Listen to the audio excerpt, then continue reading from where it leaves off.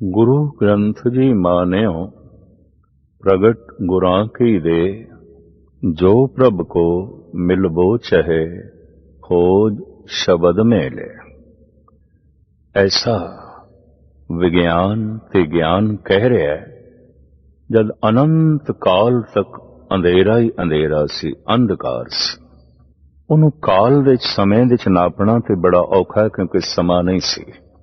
ਸਮਾਂ ਦਿਨ ਰਾਤ ਕਰਕੇ ਜਾਣਿਆ ਜਾਂਦਾ ਹੈ, ਦਿਨ ਰਾਤ ਨਹੀਂ ਸੀ, ਬਸ ਇੱਕ ਧੁੰਦ ਹੀ ਧੁੰਦ ਛਾਈ ਹੋਈ ਸੀ, ਔਰ ਉਹ ਲੰਬੇ ਸਮੇਂ ਤੱਕ ਰਹੀ ਹੈ। ਉਸੇ ਧੁੰਦ ਦੇ ਚ ਇੱਕ ਧਮਾਕਾ ਹੋਇਆ, ਉਹ ਧੁਨੀ ਸੀ ਓੰਕਾਰ। ਓੰਕਾਰ ਆਦ ਕਥਨੀ ਅਨਾਦ। ਉਹ ਅਨਾਦਿ ਕਥਨੀ ਹੈ, ਉਹ ਆਦ ਕਥਨੀ ਹੈ, ਉਹ ਪਹਿਲਾ ਬੋਲ ਹੈ। ਉਸੇ ਹੀ ਸ਼ਬਦ ਤੋਂ ਇਹ ਸੰਸਾਰ ਹੋਇਆ। ਪੀਤਾ ਪਸਾਓ ਏਕੋ ਕਵਾਓ, ਤਿਸਤੇ ਹੋਏ ਲਖ ਦਰਿਆ। ਇਸ ਸਿਧਾਂਤਕ ਨੁਕਤੇ ਨਾਲ ਕਰੀਬਨ ਸਾਰੇ ਹੀ ਸਹਿਮਤ ਨੇ। ਲੋਗੋਸ ਨਾਮ ਦੀ ਧੁਨ ਹੋਈ ਤੇ ਜਗਤ ਬਣ ਗਿਆ, ਐਸਾ ਈਸਾ ਦਾ ਮਤ ਹੈ। ਕੁਨ ਨਾਮ ਦੀ ਧੁਨੀ ਹੋਈ, ਜਗਤ ਦੀ ਰਚਨਾ ਹੋਈ, ऐसा इस्लामी संदेश है। ओंकार दी धुन होई, जगत बन गया, ऐसा गुरु नानक कहते ने, गुरु गोबिंद सिंह कहते ने, भगत कबीर कहते ने, स्वामी महावीर कहते ने, भारत दे अद्धे तो ज्यादा ऋषि कहते ने। बाकी भी उत्पत्ति शब्द तो दसदे ने, पर शब्द दी रूप रेखा ओम कहते ने। ओम अद्धा तबका कहता है ओंकार, अद्धा कहता है ओम। पर कुछ भी होवे उत्पत्ति शब्द तो। परमात्मा प्रकाश रूप है, उस तो शब्द होया, शब्द तो संसार होया। कीता पसाओ एको कवाओ, तिसते होए लख दरिया। मां बाप तो ये शरीर आया है, तो शरीर दे च मां बाप दी अंश मौजूद है। मां की रकत पिता बिंदारा, पानी मैला माटी गोरी, इस माटी की उतरी जोरी। रकत बिंद कर निमया, आगन उदर मजार। काया दी बनतर रकत ते बिंद है, खून ते बिंद है। तो काया दे मां दी ते पिता दी अंश मौजूद है। अगर संसार शब्द तो आया है, तो शब्द संसार दे मौजूद है, क्योंकि वो शब्द आहत शब्द नहीं है, अनाहत है। आहत शब्द जो दो चीजां दे टकराव तो पैदा होता है, जिवें दो हत्थां नाल ताली वजदी है, एक नाल नहीं। पत्थर पत्थर नाल टकरावे, धातु धातु नाल टकरावे, वस्तु वस्तु नाल टकरावे, टकराव तो जिहड़ी ध्वनि पैदा होंदी है, आवाज पैदा होंदी है, ਉਹਨੂੰ आहत शब्द कहते हैं। आहत पहुंचा के, चोट पहुंचा के शब्द पैदा करना, ये साडे कंन सुनते हैं। अनाहत शब्द जो सीधा परमात्मा तो आया है, चोट तो नहीं पैदा होया। आहत शब्द नहीं है, अनाहत व्यापक है, उसे तो ये संसार बने हैं। प्रकाश तो शब्द, शब्द तो संसार। तो संसार दे प्रकाश दे रूप दे परमात्मा मौजूद है, संसार दे शब्द दे रूप दे गुरु मौजूद है। व्यापक ने परमात्मा दे ये दो रूप। अगर इसनों किसी फर्क दे नाल नापना तोलना समझना होवे, इस तरह बयान किया जा सकता है, जो प्रकाश दे रूप दे परमात्मा है, वही शब्द दे रूप दे गुरु है, और जो शब्द दे रूप दे गुरु है, वही प्रकाश दे रूप दे परमात्मा है।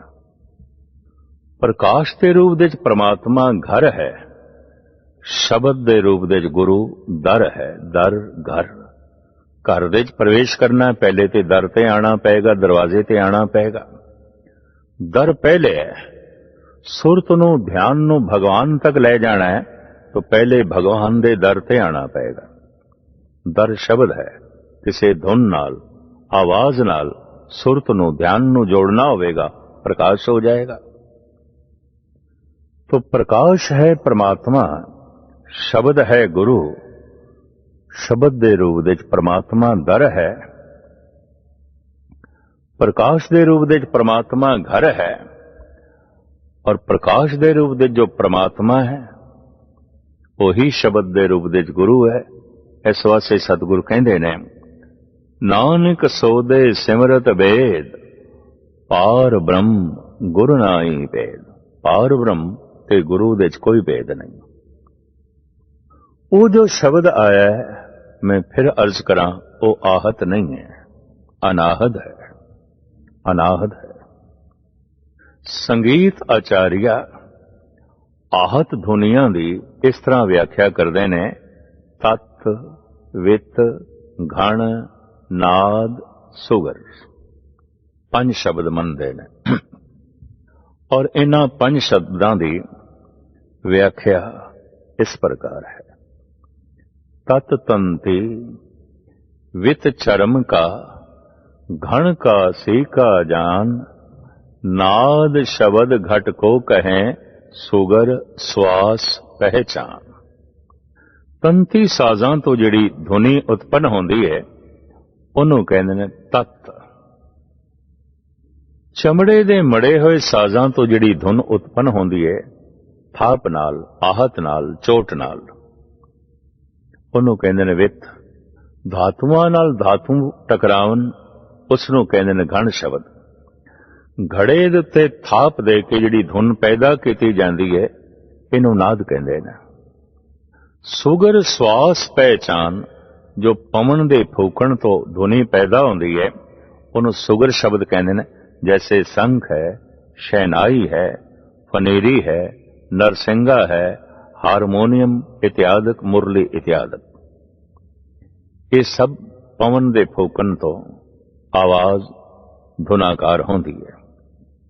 ये 5 शब्द आहत शब्द ने। संसार दे जो साडे कंन सुनदे ने, ये 7 प्रकार दे हुंदे ने, 7 सुरां ने, पर आहत शब्द है, आहत शब्द है। ब्रह्मंड आया है अनाहत तो, और अनाहद आया है प्रकाश तो, परमात्मा तो। इस अनाहद शब्द विच सारा ज्ञान है। धर्म दी साधना है मन नूं चुप कराना। जैसे मन चुप करदा है, ये अनाहद सुनाई देंदा है। ये अनाहद संगीतमयी है, गीतमयी है। वाजे नाद अनेक असंखान, केते वावण हारे, केते राग परिसेव कईयन, केते गावण हारे। ये अनाहद संगीतमयी है, बिस्माद कर देंदा है। गीतमयी है, बिस्माद कर देंदा है, क्योंकि परमात्मा दी आवाज है, प्रभु दी आवाज है। व्यापक है परमात्मा, उसका बोल भी व्यापक है। व्यापक है ईश्वर, उदी शक्ति भी व्यापक है, उदा वेखना भी व्यापक है, उदा सुनना भी व्यापक है, उदा बोल भी व्यापक है। किसी भी जगह ते बैठ के उस परिपूर्ण परमात्मा नाल असी संबंध स्थापन कर सकते हैं, क्योंकि असी परमात्मा नूं गवाया नहीं, गवा नहीं सकते। भुलाया है, भुल गए, भुला सकते हैं। सिर्फ उसनूं याद करना है, सिर्फ उसका चिंतन करना है, सिर्फ उसका सिमरन करना है। परमात्मा ते मौजूद ही है, हर जगह मौजूद है। भाई साहब भाई नंद लाल कहंदे ने, ब्राह्मण मुश्ताक के बुत, जाहिद फिदाए खान का, हर को जाचा में मोहब्बत, दीदाएम सरशार अस्त। ये कोई निराली खेड नहीं है कि सिख जगत शब्द गुरु की पूजा करता है। आद काल तो हर संत महापुरुष ने आख्या है, शब्द ब्रह्म है, शब्द ब्रह्म है। शब्द तो जगत होया है, शब्द तो संसार आया है। शब्द नाल जो जुड़ गया, दर तक जो पहुंच गया, घर तक पहुंच ही जाएगा। मनुख दा यतन है दर तक पहुंचना, अपनी सुरत नूं शब्द नाल जोड़ना, फिर बाकी कम शब्द दा उसने प्रकाश कर देना, उसने जो है चानना कर देना। ऐसी तर्क कीती जांदी है कि धर्म गुरु ग्रंथ साहब जी महाराज का स्वरूप एक बुत है, कागज नूं मत्था टेकिया जांदा है। भगत रविदास बड़े सोहणे ढंग नाल गल नूं खोलदे ने। तर तार अपवित्र कर मानिए रे, जैसे कागरा करत विचारन। ताड़ी दे दरख्त नूं शास्त्रकार अपवित्र करके मनदे ने। इहदे चों जिहड़ा रस निकलदा है उहदे च ऐसा नशा है जैसे कि शराब। इस वास्ते ताड़ी दे दरख्त नूं अपवित्र करके मनिया गया। प्राचीन काल दे जद हत्थां नाल कागज बनाया जांदा सी, वो ताड़ी दे बुरादे तो बनाया जांदा सी, ताड़ी दी लकड़ तो बनाया जांदा सी। अजकल बांस तो बनाया जाता है, घास तो बनाया जाता है। तो बांस, घास या ताड़ी कोई पूजनीक नहीं है। रविदास ठीक कह रहे ने, तर तार अपवित्र कर मानिए रे, जैसे कागरा करत विचारन। जी ताड़ी दा दरख्त कोई पवित्र नहीं तो कागज भी पवित्र नहीं है। बांस ते घास की पूजा नहीं आउंदी ते कागज भी ते बांस तो बनता है, घास तो बनता है। ये पूजनीक किस तरह हो गए? भगत सिरमौर रविदास दसदे ने, तरतार अपवित्र कर मानिए रे, जैसे कागरा करत विचारं। भगत भगौत लिखिए तैं ऊपर, पूजिए कर नमस्कारं। जद उस कागज ते भगवत दी महिमा लिख दिती जाती है, भगत दा ज्ञान लिख दिता जाता है, तो कागज पूजनीक हो जाता है। कागज की पूजा नहीं है, उन्हां अखरां की पूजा है जिन्हां दे प्रभु का ज्ञान है, खुदाई कलाम है, ईश्वर का ज्ञान है। ये उन्हां अखरां की पूजा की जाती है। कागज कोरा कागज होवे, अखर एक भी ना लिखिया होवे। अखर माड़े भी लिखे जा सकते हैं कागज ते, और गुरु का शब्द भी लिखिया जा सकता है। कागज ते कपड़े ने, और कुछ भी नहीं। तो कपड़े जिवें चोर भी पहनदा, संत भी पहनदा, कपड़े बादशाह हुक्मरान भी पहनदे ने, प्रजा भी पहनदी है। कपड़े दुष्ट भी पहनदे ने, दयालु भी पहनदे ने। कागजां दे उत्ते बुरा भी लिखिया जा सकता है, भला भी लिखिया जा सकता है। जिनसियात नाल भरियां हुई कहानियां भी कागज ते लिखियां जा सकदियां ने। जासूसी, नावल, कतल, डकैत दे किस्से भी कागज ते लिखे जा सकते हैं। और परमात्मा दे मिलन दी गल, प्रभु का ज्ञान भी कागजां ते लिखिया जा सकता है। जब कागज दे ते प्रभु का ज्ञान लिखिया जाता है तो इंज समझ लो कपड़े किसी साधु ने पहने ने, संत ने पहने ने। जब जिनसियात नाल, कतलो गारत नाल कहानियां लिखिया जांदियां ने तो समझ लेना चाहिए कपड़े किसी चोर ने पहने ने, कपड़े किसी डकैत ने पहने ने, कपड़े किसी बदमाश ने पहने ने। तो जिस साधु ने कपड़े पहने हुए ने, जब मत्था टेकिया जाता है तो उन्हां कपड़ियां नूं भी मत्था टेकिया जाता है। जब कागज के उत्ते भगवत का ज्ञान लिख दिता जाता है, परमात्मा का ज्ञान लिख दिता जाता है, तो कागज पूजनीक हो जाता है। भगत भगौत लिखिए तैं ऊपर, पूजिए कर नमस्कारं। ये शब्द चाहे दीवार ते लिखिया होवे, चाहे कागज ते लिखिया होवे, पूजनीक है, पूजनीक है। उस तो प्रेरणा मिल रही है, प्रेरणा मिल रही है। कुछ तार्किक ऐसा कहते ने,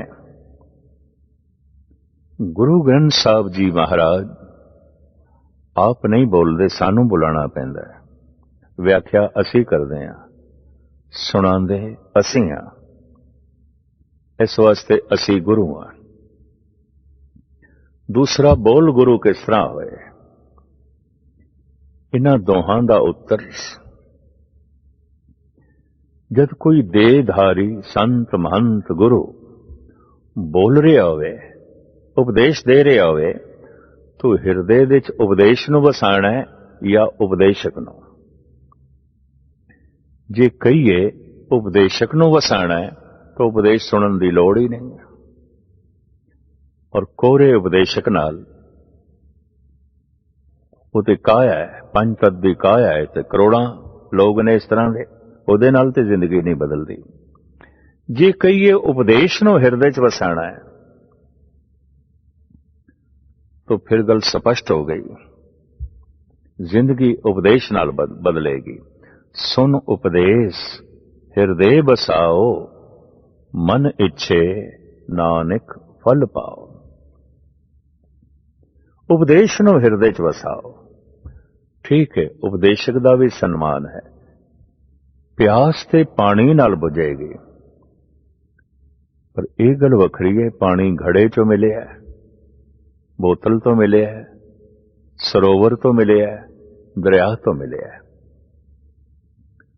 उस धरती का सत्कार है जिसते दरिया वग रहा है, उस जगह का सन्मान है जिथे सरोवर है, उस घड़े नूं भी नमस्कार है जिहदे चों पानी प्राप्त होया है। पर प्यास घड़े नाल नहीं मिटदी, पानी नाल मिटदी। अगर खाली घड़ा होवे तो किस तरह प्यास मिटेगी? अगर खाली सरोवर होवे, पानी ना होवे, दरिया विच पानी ना होवे, खुश्क हो गया होवे, तो प्यास किस तरह बुझेगी? प्यासा ते मर जाएगा। प्यास पानी नाल बुझदी है, चाहे पानी किसी नल तो प्राप्त होवे, दरिया तो प्राप्त होवे, घड़े तो प्राप्त होवे। आत्मक कल्याण ते ज्ञान आनंद ज्ञान तो प्राप्त होता है। ये ज्ञान चाहे किसी व्यक्ति तो प्राप्त होवे, चाहे लिखे हुए किसी कागज तो प्राप्त होवे, गुरु ज्ञान ही है। ज्ञान गुरु आत्म उपदेशो, नाम विभूत लगाओ। ज्ञान ही गुरु है। और अपने मन नूं उपदेश करो और मन नूं भगवान जैसा बना लो इस ज्ञान दे आसरे ते। क्योंकि ज्ञान सारे दा सारा परमात्मा तो आउंदा है, इस वास्ते परमात्मा परमात्मा है, परमात्मा गुरु है, आदि गुरु परमात्मा है। कंधार दे एक सूफी फकीर ने जद गुरु नानक से प्रश्न किया, रहनुमाए तो कीस्त, तुहाडा रहबर कौन है, तुसी ये सारी प्रेरणा किस तों लई? तो गुरु नानक देव जी महाराज दो शब्दां च ही जवाब देंदे ने। जद उस सूफी ने पूछे रहनुमाए तो कीस्त, साहब कहंदे ने खुदाए मन, मेरा खुदा ही मेरा गुरु है, मेरा खुदा ही मेरा रहबर है। क्यों? अगर ज्ञान करके दुनिया बदल दिए, ज्ञान सारा परमात्मा तो आउंदा है, खुदा तो आउंदा है। ऐसा ज्ञान जब कोई अपनी जबान तो बयान करता है तो दावा नहीं करता ये बोल मेरे ने। गुरु नानक देव जी महाराज कहते ने, जैसे में आवे खसम की बाणी, तैसड़ा करी ज्ञान वे ला लो। गुरु गोबिंद सिंह जी महाराज भी कहते ने, जो निज प्रभ मोह सो कहा, सो कहो जग माए, जो ते प्रभु को ध्याय है, अंत सुख को जाए। जो कुछ प्रभु ने कहा है मैं जगत नू कह रहा। पहली दफा हलोल विच गए समाधि लीन होए हजरत मुहम्मद साहब। शरीर ते कंबनी छिड़ी, अजीबो गरीब हालत हुई। हजरत खदीजा ने देखा, कंबल उड़ाए, मधुर कंठ तो कुछ कलाम निकली। कलामे पाक दा जन्म होया, कुरान दा जन्म होया। इन्हां बोलां नूं सुन के हजरत खदीजा दस्तबस्ता कहंदियां ने, हजरत ये बोल थोड़े नहीं हो सकते, क्योंकि मुहम्मद साहब अनपढ़ सन, पर बोल बड़े कावेमई, तरतीब दे बड़े गहरे, रसदायक। ये बोल थोड़े नहीं हो सकते। हजरत मुहम्मद साहब कहने लगे, खदीजा तू ठीक अंदाजा लाया है। मोहम्मद ते चुप कर गया है, पता नहीं खुदा की बोल रहा है। ये खुदा ही बोल रहा है, मैं ते चुप कर गया। गुरु नानक देव जी महाराज कहते ने, हों आपो बोल ना जानदा, हों कहा सब हुक्म आओ जियो। मैं ते बोलना जानदा ही नहीं, पता नहीं परमात्मा की बोल रहा है। जिन्हां दा मन चुप कर जांदा है, उन्हां दे अंदरों जिहड़े बोल निकलदे ने वो परमात्मा दे ने, ईश्वर दे ने। ऐसे बोल परमात्मा दे पथ दे प्रदर्शक होंदे ने। ऐसे बोल प्रभु नाल जुड़न दा वसीला होंदे ने, ईश्वर नाल जुड़न दा वसीला होंदे ने। जैसे तीन अवस्थावां तो असीं लंघदे हां, बचपना, जवानी, बुढ़ेपा। इसी तरह धर्म का भी बचपना होंदा है, धर्म की जवानी भी होंदी है, युवक होना, प्रौढ़ होना, अडल्ट हो जाना, बालग हो जाना। इस तरह धर्म की वृद्ध अवस्था भी होंदी है, बुजुर्गी भी होंदी है। धर्म की बुजुर्गी, इत्थे एक प्रश्न खड़ा होंदा है, जद ये सारे धर्म ग्रंथ नहीं सन और सारे धार्मिक रहबरी पुरुष नहीं सन, तो क्या वाकई कोई धार्मिक नहीं सी, परमात्मा नाल जुड़िया होया नहीं सी? इतिहास ते कहंदा है, सतयुग दे प्रहलाद होए ने, प्रभु नाल जुड़ी हुई आत्मा। ये अवतार बाद दे होए ने, श्री राम, श्री कृष्ण, गुरु नानक। धार्मिक मंदिरां दा इतिहास भी कोई बहुत लंबा नहीं है। एक अंदाजे दे मुताबिक 3,500 साल पहले सनातनी मंदिर नहीं सन। एक अंदाजे दे मुताबिक 1900 साल पहले गिरजे नहीं सन। 1300 साल पहले मस्जिदां नहीं सन। और एक अंदाजे दे मुताबिक 500 साल पहले गुरुद्वारे नहीं सन, बिल्कुल नहीं सन। अवतारी पुरुषों का इतिहास भी कोई बहुत लंबा नहीं है। 5000 साल पहले श्री राम नहीं सन। 3,500 साल पहले श्री कृष्ण नहीं सन। 2,500 साल पहले महात्मा बुद्ध, स्वामी महावीर नहीं सन। और 1400 साल पहले हजरत मोहम्मद साहब नहीं सन। 550 साल पहले गुरु नानक नहीं सन। जब ये गुरु, पैगंबर, अवतार नहीं सन, तो क्या भगत भी नहीं सन? धार्मिक मंदिरों का इतिहास भी बहुत लंबा नहीं है।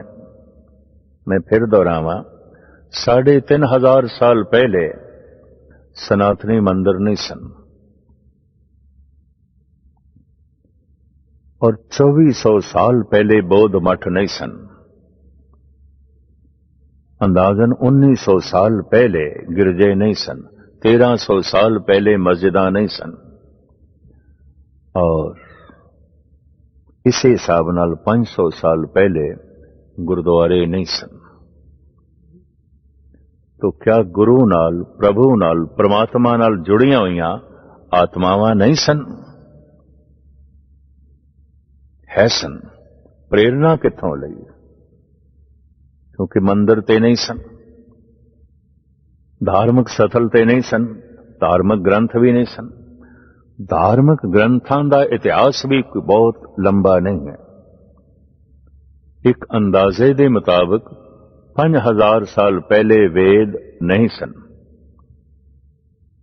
उपनिषदां नहीं सन।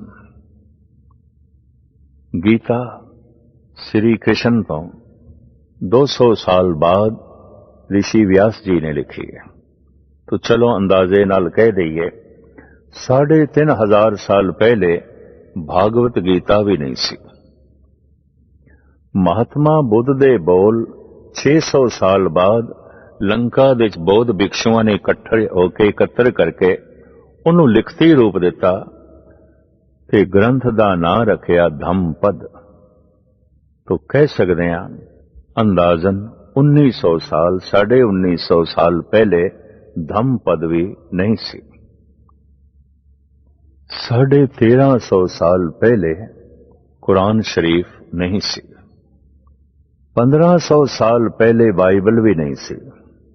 हजरत ईसा तो 500 साल बाद हजरत ईसा दे चेलियां ने ईसा जी दे बोलां नूं संग्रह करके एकत्र करके लिखिया, उन्होंने लिखती रूप दिता। तो 1500 साल पहले बाइबल नहीं सी। 1350 साल पहले कुरान शरीफ नहीं सी। अंदाजन 400 साल पहले धन गुरु ग्रंथ साहब जी महाराज नहीं सन। धार्मिक ग्रंथां दा इतिहास भी कोई बहुत पुराना नहीं है। धार्मिक मंदिरां दा इतिहास भी कोई बहुत पुराना नहीं है। और अवतारी पुरुषां दा इतिहास भी कोई बहुत पुराना नहीं है। पर सृष्टि ते करोड़ां साल तो है, ब्रह्मंड ते करोड़ां साल तो है। तो मन लईए धर्म सिर्फ 5000 साल पुराना नहीं। आद काल तो लोग धार्मिक रहे ने, रब नाल जुड़ियां हुई आत्मावां रहियां ने। तो प्रश्न पैदा होंदा है, प्रेरणा कित्थों लई, किस जगह तो प्रेरणा लई। गुरु नानक दे बोल समझांदे ने। सतगुरु देव जी महाराज कहंदे ने, करते कुदरती मुश्ताक ए करते पुरख, मैं तेरी कुदरत नूं देख के, प्रकृति नूं देख के तेनू चेते कीता है। प्रकृति है तो परमात्मा भी है, कुदरत है तो कादर भी है। इस कुदरत नूं वेख के, इस चित्र नूं वेख के, हे चितेरे, हे मुसव्वर, तेरी याद आई है। तो गुरु नानक देव जी महाराज कहंदे ने, बलहारी कुदरत वसिया, तेरा अंत ना जाए लखै। सदके जाना, मैं कुर्बान जाना इस कुदरत तो, कादर चेते आ गए। धन गुरु गोबिंद सिंह जी महाराज इसनों इस तरह बयान करते हैं, कहूं फूल होए के भले राग फूले, कहूं भंवर होए के भली भांत भूले, कहूं पवन होए के बहे बेग ऐसे, कहे मोह न आवे कथों ताहे कैसे। हे प्रभु अकाल मूरत परमात्मा, मैं तेरी कोमलता देखदा खिड़े होए फुल्लां विच, मैं तेरा प्रकाश देखदा सूरज विच, मैं तेरा ठहराव देखदा पहाड़ां विच, मैं तेरा बहाव देखदा दरियावां विच। बलहारी कुदरत वसिया, तेरा अंत ना जाए लखिया, करते कुदरती मुश्ताक। कबीर भी ऐसा कहते ने, कुदरत करके वसिया सोए, वक्त विचारे सो बंदा होए। परमात्मा की कुदरत विच समाया होया। ऐसे पुरुष आदि काल दे जो होए ने, उन्होंने कुदरत तो कादर की प्रेरणा लई, प्रकृति तो परमात्मा की प्रेरणा लई। ऐसे पुरुष वास्तविक बुजुर्ग होंदे ने, धार्मिक तौर ते बुजुर्ग होंदे ने। जैसे बच्चा ही बुजुर्ग होंदा है, इस तरह किसे किसे ते धार्मिक बुजुर्गी जद आउंदी है, कायनात और ये प्रकृति उस लई गुरु बन जाती है और सारा ब्रह्मंड परमात्मा की मूर्ति दिखाई देने लग पैंदा है। सगल भवन की मूर्त एका, मुख तेरे टकसाला। हे परमात्मा, सारा ब्रह्मंड तेरी मूर्ति है, तेरी शक्ल सूरत है और इसे विच तू समाया होया है। जिवें आत्मा साडी साडे शरीर दे च है, परमात्मा प्रकृति दे च है, परमात्मा ब्रह्मंड दे च है। वगदे होए दरियावां विच, सागर दीयां लहरां विच, सूरज दीयां किरणां विच, पहाड़ां दी बुलंदी विच, बदलां दी गर्जन विच, आसमान दे नीलेपन विच परमात्मा हर पासे सुभायमान है, सुभायमान है। सगल भवन की मूर्त एका, मुख तेरे टकसाला। इस वास्ते धन गुरु नानक देव जी महाराज कहते ने, जद प्रकृति परमात्मा दा बोध करावे तो परमात्मा गुरु है, क्योंकि प्रकृति उसकी बनाई हुई है। कुदरत नूं वेख के कादर याद आवे तो समझ लो चित्र ਨੂੰ ਵੇਖ ਕੇ ਚਿਤੇਰਾ याद आया है, तो समझ लो उस चितेरे ਦਾ बोध हो गया चित्र ਦੇ द्वारा, तस्वीर ਦੇ द्वारा। एक शायर बारे मैं पढ़िया, एक नर्तकी जो बादशाह ਦੇ दरबार ਵਿੱਚ नाच करदी सी, बड़ी मनी हुई नर्तकी, गायिका भी और कवित्री भी सी, शायरा भी सी। रथ ते बैठी लंघी जा रही है। वक्त दा अजीम शायर गालिब देखदा है और देखदा ही रह गया, देखदा ही रह गया। शक्ल सूरत अजीब, महान, सुहप्पन, चेहरे ते डुल डुल पैंदा सी। एक थे शक्ल सूरत इतनी प्रभावशाली, फिर श्रृंगार। नर्तकी ने देखिया गालिब घूर घूर के मैनू देख रहा है। रथ रुकवा के मुखातब होके कहती है, जो अबरों की तेबें, जो अबरों की तेगें दो दम देखते हैं, वो सर अपना पहले कलम देखते हैं। बड़ा पायदार और दूरदृष्ट गहर गंभीर शायर सी। नर्तकी दे बोल चोट कर गए। जवाब दिता। जद नर्तकी ने कहा, जो अबरों की तेगें दो दम देखते हैं, वो सर अपना पहले कलम देखते हैं। गालिब कहंदा है, गर्ज है तुझसे न सूरत से तेरी, मुसव्वर की हम तो कलम देखते हैं। तेनू कौन देख रहे हैं? असी इस चित्र दे चों चितेरे नू वेख रहे हैं, इस तस्वीर दे चों मुसव्वर नू वेख रहे हैं। प्रकृति नू वेख के परमात्मा चेते आवे तो समझ लो तस्वीर नू वेख के मुसव्वर दा महान होना झलक रहा है, झलक रहा है। कबीर साहब कहंदे ने, चच्चा रचत चित्र है भारी, तज चित्रे चेतो चितकारी, चित्र बचित्र अहै अवझेरा, तज चित्रे चित राख चितेरा। सारा संसार एक महान तस्वीर है और इसे तस्वीर विच ओ मुसव्वर झलकदा पिया, झलकदा पिया। वो बुजुर्ग लोग ने धार्मिक तौर पर जिन्हां नूं कुदरत तो कादर दी प्रेरणा मिलती है। अडल्ट ने, बालग ने, परोड़ ने हो जो शब्द तो प्रभु की प्रेरणा लेंदे ने और शब्द तो हिरदे नूं प्रकाशित करदे ने। मनुखी दुनिया विच शब्द दी अपनी महिमा है।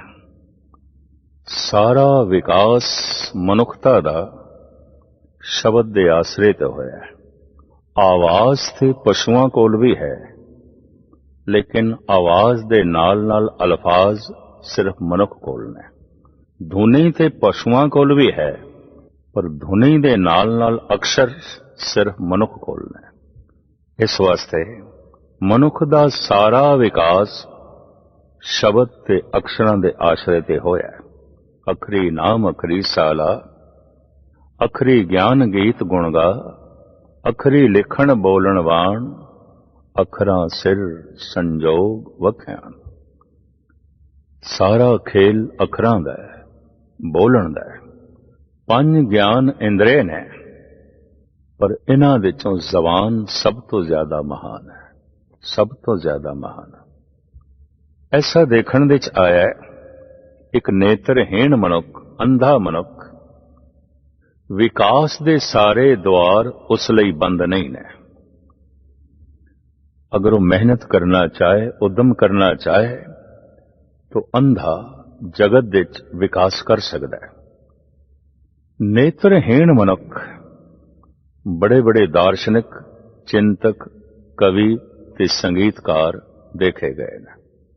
बड़े चोटी दे संगीतकार, कवि, पर अखां कोई नहीं। नेत्रहीन मनुख राजनीति विच भी अगे देखे गए ने। दूर क्यों जाओ, महाभारत काल दा महान राजा धृतराष्ट्र नेत्रहीन से, पर बखूबी राजपाट चलाया उसने। है ते अंधा, लेकिन राजनीति दा पंडित है। नेत्रहीन मनुख राजनैतिक हो सकता है, जैसे कि अज भी बहुत सारे देशों में कुछ मिनिस्टर भी नेत्रहीन ने। विद्या मंत्री इंग्लैंड का नेत्रहीन है, कुछ MP नेत्रहीन ने देश दे। बोल बोल के वोट हासिल कर ले राजनीति दे पंडित अगे वध गए। नेत्रहीन मनुख की गृहस्थी जिंदगी भी देखी गई है।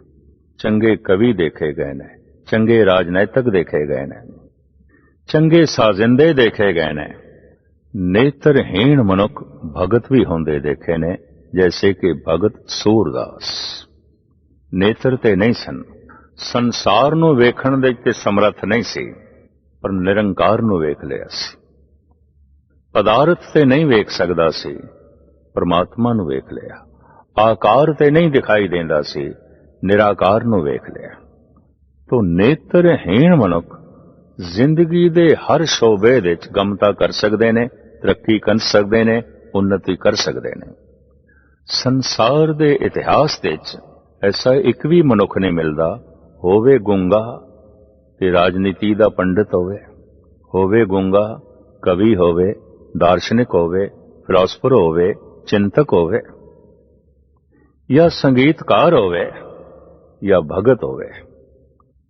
संसार दे इतिहास दे गूंगा नहीं मिलदा।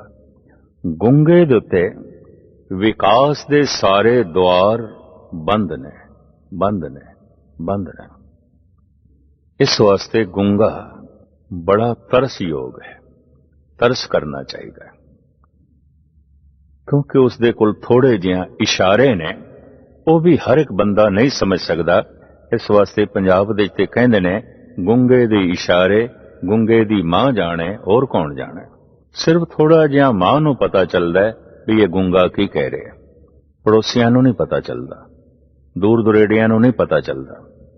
इस वास्ते गूंगे दे मित्र भी नहीं आउंदे, दोस्त भी नहीं आउंदे, बोल चाल ही नहीं। संबंध बोल चाल नाल जुड़दे ने। जिथे मनुख दे संबंध बड़े गूढ़े होवन, मनुख कह दिंदा है उत्थे साडी बोल चाल है, चंगी है। पर जिथे संबंध टूट गए होवन, मनुख कह दिंदा उत्थे साडी बोल चाल नहीं है। वेखदा ते दुश्मन भी दुश्मन नूं है, लेकिन बोलदा नहीं है। बोलदियां संबंध जुड़ जांदे ने, जुड़ जांदे ने। वेखण नाल संबंध नहीं जुड़दे, बोलण नाल संबंध जुड़दे ने। कुछ ऐसा बोलना है, दुश्मन भी मित्र बन जाता है। कुछ ऐसे बोल ने, संसार दे च लोग दोस्त हो जाते हैं, बेगाने अपने हो जाते हैं। ऐसा कुछ बोलना है जो संसार नाल संबंध जोड़ता है। हैं ऐसे कुछ बोल जो निरंकार नाल संबंध जोड़ते हैं, परमात्मा नाल संबंध जोड़ते हैं। मोह के बोलण बोलिए, जित सुन धरे प्यार। संसार विच पहले असी वेखदे हां, फिर बोलते हैं, पर धर्म दी दुनिया ते पहले बोलना पेगा, जपना पेगा, बोलना पेगा, फिर परमात्मा दी झलक दिखाई देंदी है, फिर उसका प्रकाश दिखाई देंदा है। इस वास्ते बोलण दी बड़ी भारी महिमा है, बहुत वड्डी महिमा है। जद संसार दी उत्पत्ति बोल तो होई है, शब्द तो होई है, तो बोल के ही मनुख निरंकार नाल जुड़ सकता है। जित दुआरे उबरे तिथे लियो उबार। शब्द दे द्वारा साडा आना होया है, शब्द दे द्वारा वापसी होवेगी। उत्पत परले शब्दे होवे, शब्दे ही फिर उपत होवे। ये उत्पत्ति, ये परले शब्द तो हो रही है, शब्द तो हो रही है। तो शब्दां दी अपनी महिमा बड़ी महानता है। यही कारण है गुरु ग्रंथ साहब जी महाराज दे अखरां दी भी महिमा लिखी है। गुरु अर्जन देव जी ने एक बाणी दा नाम है 52 अखरी, और भगत कबीर ने अखरां दी महिमा लिखी है। आसा मल्ला पहला पट्टी लिखी, गुरु नानक ने अखरां दी महिमा लिखी है। गुरु अमरदास जी महाराज ने अखरां दी महिमा लिखी है। जरा सोचो, मनुख दे कोलों अल्फाज खो लईए, सारा विकास रुक जाएगा, सारा विकास रुक जाएगा। गूंगा मनुख व्यापार नहीं कर सकता, गूंगा मनुख टीचर प्रोफेसर नहीं बन सकता, गूंगा मनुख किसी थां ते मुलाजमत भी नहीं कर सकता। बोल चाल ते चाहिदी है ना, ਉਹ ਉਸ ਕੋਲ ਹੈ ਨਹੀਂ। ਸਾਰਾ ਵਿਕਾਸ ਬੋਲ ਚਾਲ ਤੇ ਖੜਾ ਹੈ। ਇੱਕ ਸਿਆਣਾ ਮਹਿਮਾਨ ਫੌਰਨ ਅੰਦਾਜ਼ਾ ਲਾ ਲੈਂਦਾ ਹੈ ਬਈ ਵਕਤੀ ਤੌਰ ਤੇ ਪਤੀ ਪਤਨੀ ਦੇ ਸੰਬੰਧ ਟੁੱਟੇ ਹੋਏ ਨੇ। ਉਹ ਕਿਸ ਤਰ੍ਹਾਂ ਬੋਲਦੇ ਨੇ, ਆਪਸ ਵਿੱਚ ਬੋਲਦੇ ਨੇ। ਫੌਰਨ ਅੰਦਾਜ਼ਾ ਲੱਗ ਜਾਂਦਾ ਹੈ ਦੋ ਭਰਾਵਾਂ ਦੇ ਸੰਬੰਧ ਟੁੱਟੇ ਹੋਏ ਨੇ। ਕਿਉਂ? ਕਿਸ ਤਰ੍ਹਾਂ ਬੋਲਦੇ ਨਹੀਂ, बोल चाल नहीं। अगर बोल चाल नहीं है तो भाईचारा खत्म हो जाता है, और लंबी बोल चाल बंद हो जाए पति पत्नी दे संबंध टुट जाते हैं। सारे संबंध ते बोल चाल ते खड़े ने। भरा दे संबंध, पुत्र दे संबंध, पिता दे संबंध, मां दे संबंध, पत्नी दे संबंध, पति दे संबंध, भैणां दे संबंध, पड़ोसियां दे संबंध, संसार दे सारे संबंध बोल चाल ते खड़े ने। इस वास्ते जबान दी बड़ी महिमा है, जबान दी बड़ी बरकत है। अगर ये ठीक ढंग नाल चले परमात्मा नाल जोड़ देंदी है। सिर्फ जबान दे नाल साडी सुरत जुड़े, साडा ध्यान जुड़े, शब्द नाल साडा ध्यान जुड़े तो भगवान दे नाल मनुख जुड़ जांदा है, शब्द जोड़ देंदे ने। यही कारण है धर्म गुरु ग्रंथ साहब जी महाराज शब्दां दे भंडार ने, शब्द गुरु ने, और इन्हां शब्दां नूं सजदा परमात्मा नूं सजदा है, क्योंकि इन्हां शब्दां विच परमात्मा है, इन्हां अखरां विच प्रभु दा ज्ञान है, इन्हां बोलां विच ईश्वर दा जो है नाम है।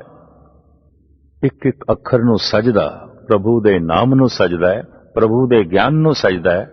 अगर प्रकाश दे अगों कोई हाथ जोड़ के खड़ा है तो मानो सूरज दे अगों खड़ा है। अगर ज्ञान स्वरूप शब्दां दे अगों कोई सजदा करदा है तो वो फिर भगवान नूं जो है सजदा करदा है। इस वास्ते जो व्यापक नहीं वो गुरु नहीं है, और जो व्यापक नहीं वो प्रभु भी नहीं है।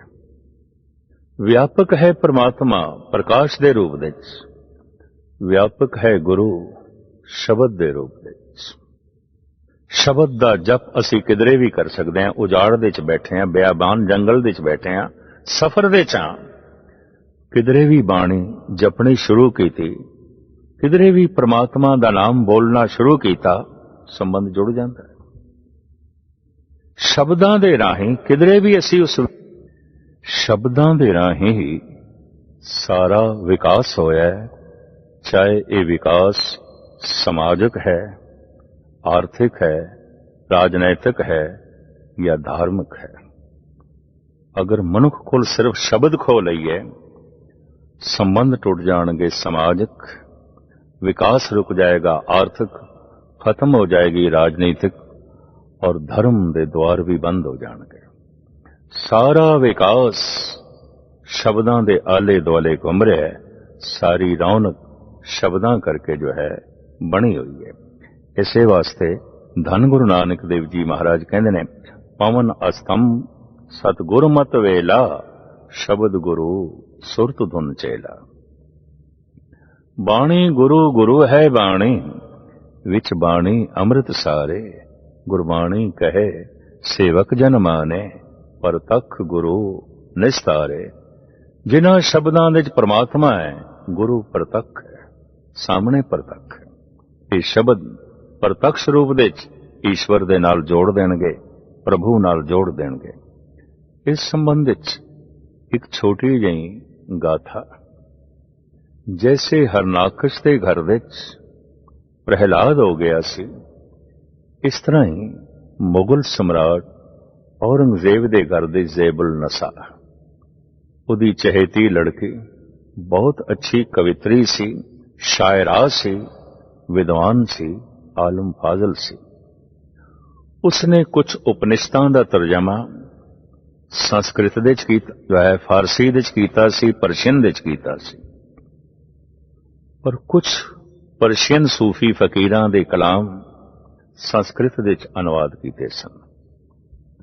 संस्कृत, अरबी, फारसी दी वो महापंडित सी, विद्वान सी। उहदे बोलां च किधरे किधरे गहराई भी है।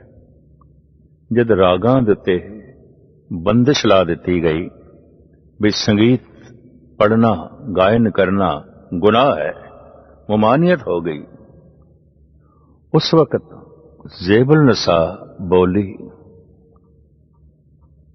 एक कोयल नूं वेख के अंब दे बूटे ते बैठी कू कू कर रही सी, नगमा जन सी।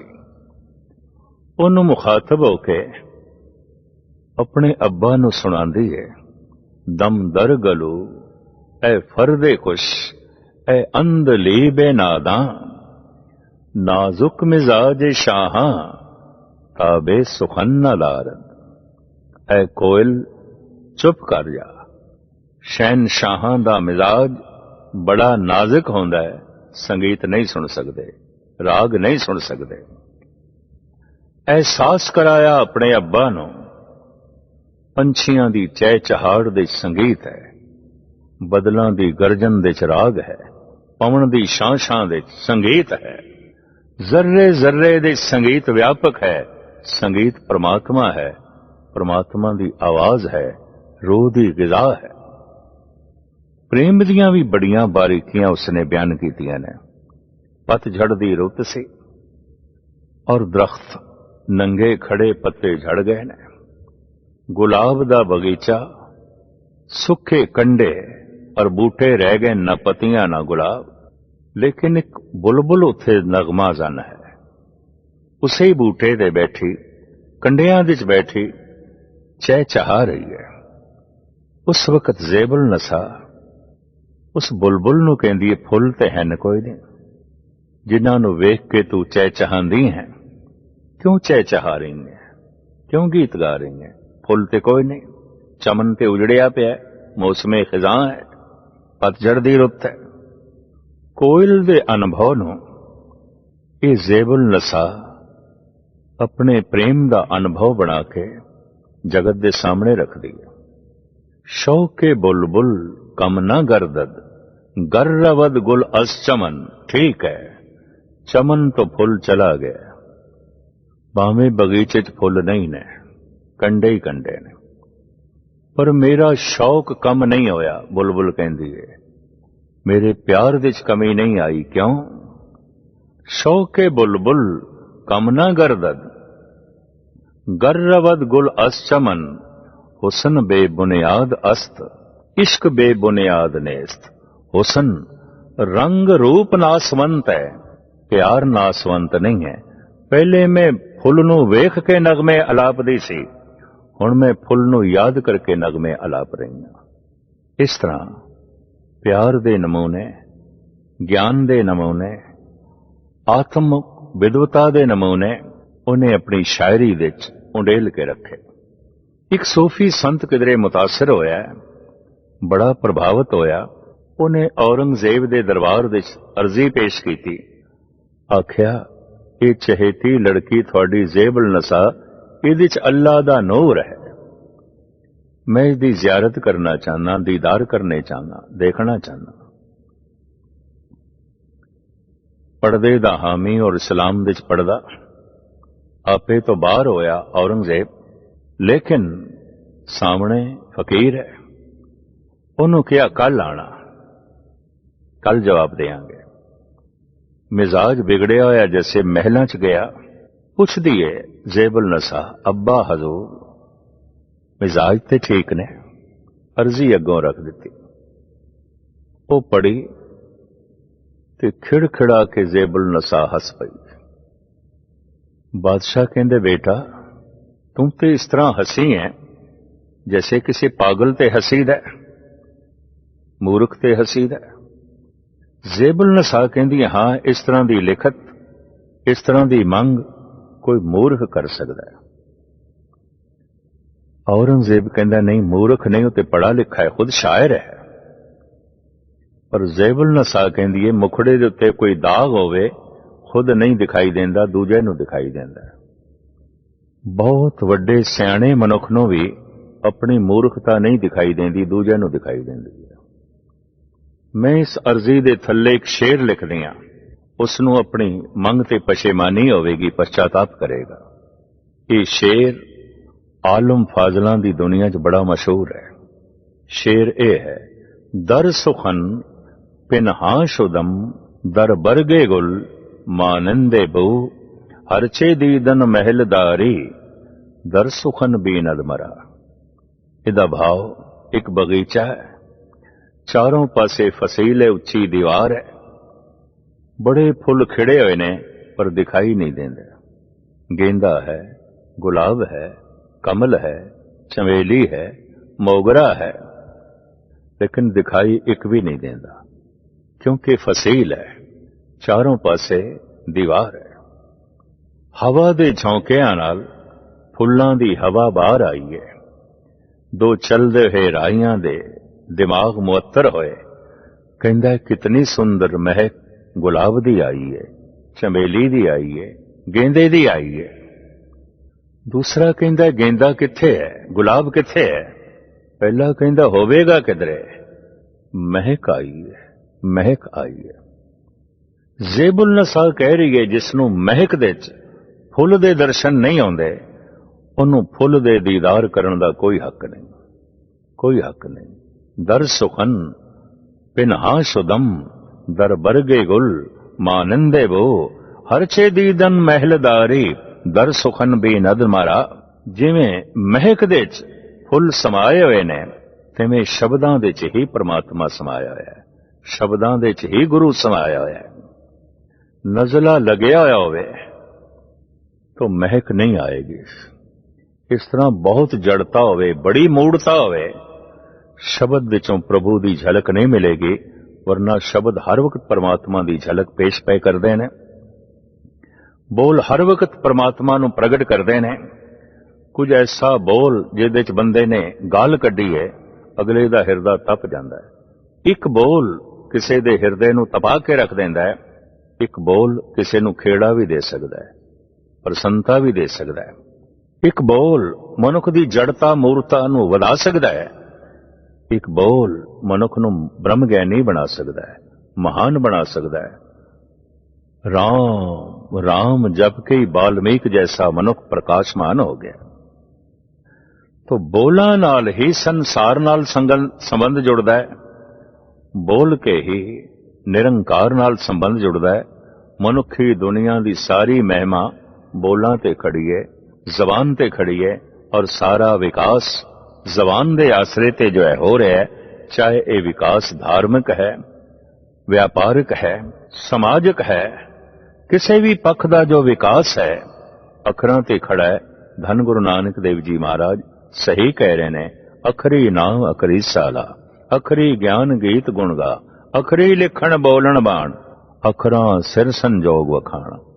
ऐसे महान अखरां दे भंडार, ज्ञान दे सागर, ज्ञान दे सूरज, ज्ञान दा महारस दा भंडार, महा आनंद दे सोमे धन गुरु ग्रंथ साहब जी महाराज दा रूप ने। एक एक अखर विच परमात्मा है, एक एक पंक्ति विच प्रभु है, एक एक बोल विच ईश्वर है। ये बोल पहले पातशाह, दूजे, तीजे, चौथे, पंजवें ते नौवें दे ने, भगतां दे बोल ने, भट्टां दे बोल ने, दो कीर्तनियां दे भी बोल ने, जिन्हां दे अंदर परमात्मा बोलिया सता ते प्रबंध। इस तरह शब्दां दे सागर ज्ञान दे सागर ने, शब्द दे सागर आनंद दे सागर ने, शब्द दे सागर महारस दे सागर ने संबंध जोड़दे आई। रस दे सागर नाल संबंध जुड़ जांदा है, ज्ञान दे सागर नाल संबंध जुड़ जांदा है, आनंद दे सागर नाल संबंध जुड़ जांदा है, शक्ति दे सागर नाल संबंध जुड़ जांदा है। जिस तरह मनुख अपनी बोल चाल दे प्रगट होंदा है, वेख के कुछ भी नहीं पता चलता है मनुख की है, उदी बोल चाल तो प्रगट है पता चलता है। इस तरह परमात्मा भी अपने शब्दां विच प्रगट है, और वो प्रगट शब्द धन गुरु ग्रंथ साहब जी महाराज दे दर्ज ने। गुरु ग्रंथ साहब नाल जुड़ना परमात्मा नाल जुड़ना है, परमात्मा नाल जुड़ना गुरु ग्रंथ साहब नाल जुड़ना है। इत्थे समाप्ति। बुल चुक दी क्षमा। वाहिगुरू जी का खालसा, वाहिगुरू जी की फतेह।